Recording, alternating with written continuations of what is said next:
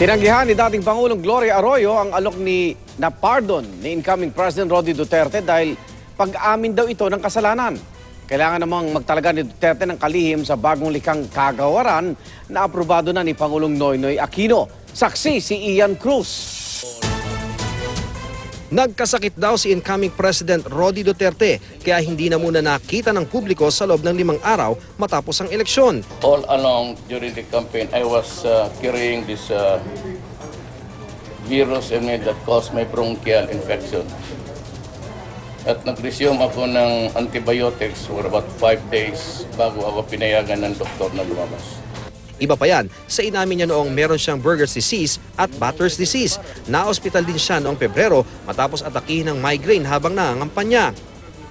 Wala naman daw pinagbabawal ng pagkain sa 71 anyos sa si Duterte, ang pinakamatandang uupang Pangulo ng Pilipinas. Sinisiguro naman niyang 8 oras ang kanyang tulog, kahit pa nga hanggang madaling araw ang mga aktibidad. Tulad ng madaling araw na presscon kung kailan niya inanunsyo ang ilan pang ia-appoint sa kanyang gobyerno. Secretary to the Cabinet ang campaign manager niyang si Maribojoc Bohol Mayor Leoncio Jun Evasco.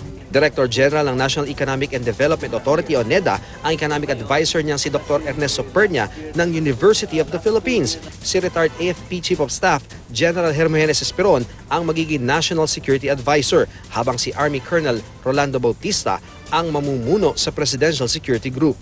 Wala pa ring Education Secretary si Duterte matapos sumanggi si Peter Laurel ng Lyceum of the Philippines University, Batangas.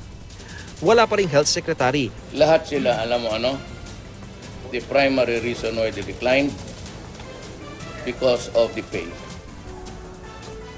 Kakailangan hindi maghanap ni Duterte ng kalihim ng bagong Department of Information and Communications Technology o DICT. Nalikhayan sa pamamagitan ng bagong batas na pinirmahan ni Pangulong Noynoy Aquino. Ang DOTC naman, magiging Department of Transportation na lang. Malaki ang magiging papel ng bagong DICT, lalo sa pagsigurong mabilis ang internet sa Pilipinas. Sa ngayon kasi, may mga pag-aaral na nagsasabing isa tayo sa mga kulelat sa Asya. Dati nang sinabi ni Duterte na gawing public policy sa mga telco na ayusin ang internet speed sa bansa. Yung internet connectivity, you improve on the service or I will open the Philippines for competition. Kaugnay pa rin sa pag-ayos ng gabinete, may paglilinaw si Kingdom of Jesus Christ founder Pastor Apollo Quiboloy matapos mapabalita ang hindi umano siya nakonsulta ng kaibigan. Hindi po ako nagtatampo kay Mayor dahil sa pangyayari na sinabi doon sa news. Mali po yung word na tampo. Sinasabi ng mga tao yung mga concern nila, kaya gusto kong yun ay ma-input din kay Mayor. Mula sa Davao City, ako si Ian Cruz, ang inyong saksi.